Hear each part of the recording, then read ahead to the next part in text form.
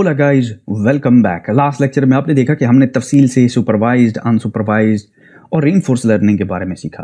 तो इस लेक्चर के अंदर हम लोग बेसिकली एक एक्सरसाइज सॉल्व करने लगे और एक्सरसाइज सुपरवाइज्ड लर्निंग को हम यूज करेंगे। ठीक है, सुपरवाइज्ड लर्निंग, और इसको यूज करके हम अमेजॉन का रिकमेंडेशन सिस्टम बनाएंगे। अमेजॉन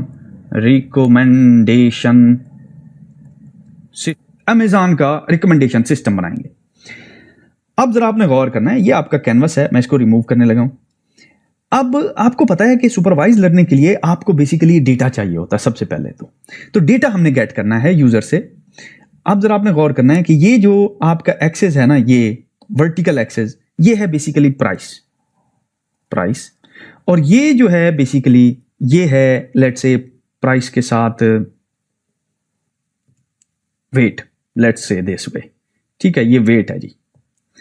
अब ऑफ कोर्स अमेजॉन जो है वो डेटा गैदर करता है डिपेंडिंग अपॉन कि एक बंदे ने किस प्राइस रेंज में, किस वेट रेंज में जो है एक आइटम को खरीदा। तो चलिए इस तरह करते हैं कि एक वेबसाइट का नाम है और उसको कहते हैं मशीन लर्निंग प्लेग्राउंड। तो चलिए मशीन लर्निंग प्लेग्राउंड को ओपन करते हैं।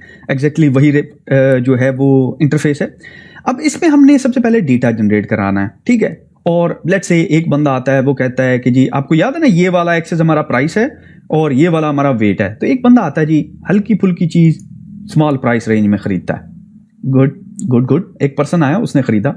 उसने फिर एक और अगेन स्मॉल वेट वाली चीज खरीदी, लेकिन वो बहुत महंगी थी। मे बी उसने कुछ ज्वेलरी खरीदी, अगेन उसने कुछ और खरीदा, अगेन कुछ और खरीदा, और इस तरह उसने एक खरीदारी की। ठीक है, ये देखिए, ये उसका खरीदारी का पैटर्न है। ये सारा डेटा जो है आपके पास आ गया हुआ है। एक्सीलेंट, सही है। अब हमने बेसिकली, आपको पता है कि सुपरवाइज लर्निंग में क्योंकि हमने क्या करना है कि इससे हमने एक पैटर्न अखज करना है ताकि हम नेक्स्ट टाइम जब वो बंदा आए हम उसको अगली चीज रिकमेंड कर सकें।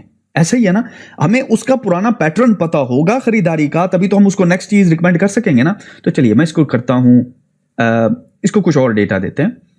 मैं इस तरह करता हूं कि ये देखिए, कुछ और डेटा सेलेक्ट करते हैं और ये कुछ और डेटा पड़ा हुआ है। अब याद रहे ये डेटा जो है वेट कैटेगरी में ज्यादा है। ठीक है, और अगेन इसकी प्राइस जो है वो अबव मिडल से ज्यादा है। ठीक है, तो मैं इसको ट्रेन करता हूं। तो अब जरा आप गौर करें कि हमारे पास दो बॉक्सेस आ गए। ठीक है, और ये बॉक्सेस कैसे मिले? हमने एक एल्गोरिदम यूज किया के नियरेस्ट नेबर्स, जिसके बारे में हम तफसील से सीखेंगे कि क्या चीज है। ये सुपरवाइज लर्निंग की टाइप है और इसको हम अप्लाई करेंगे। हाउएवर हम इसको फिलहाल एक इंटरेक्टिव वे में अप्लाई कर रहे हैं। तो चलिए हम इसको ओपन करते हैं और देखते हैं कि ये हमें क्या बता रहा है। अब देखिए इसने क्या किया, के नियरेस्ट नेबर ने डेटा को क्लासीफाई कर दिया। उसने कहा कि भाई बात सुनो, ये जो बंदा है ना, ये जो भी खरीदारी करता है वो बेसिकली इस बॉक्स के अंदर कर रहा है।